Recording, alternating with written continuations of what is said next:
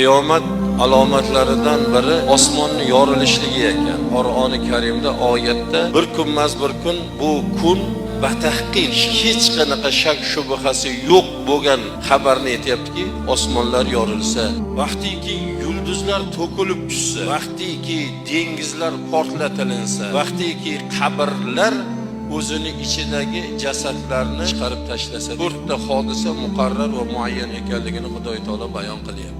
Ya ayyuhal insanu ma g'arraka bi robbikal karim. Alimat nafsum ma qaddamat va akhkharat. O'sha hodisalar sodir bo'lgandan keyin har bir nafs o'sha kun uchun nimani tayyorladi yoki nimani tayyorlay olmadi, nimani muqaddam qildi, taqdim qildi yoki nimani qo'ldan boy berdi, o'sha kuni aniq biladi deyapti. Bundan qochgan biror bir podshoh, bu kundan qochadigan bir vazir, bu kundan qutuladigan biror bir hokim, bu kundan panoh topadigan biror bir inson qolmaydi. Har bir inson ko'radi. Nimamiz bor? Alloh taborak va taolo Qur'oni Karimni ko'p oyatlarida qiyomat kuniga insonni hozirligi haqida ogohlantirgan. Inna anzarnakum azaban qoriban yawma yanzurul mar'u ma qaddamat yada.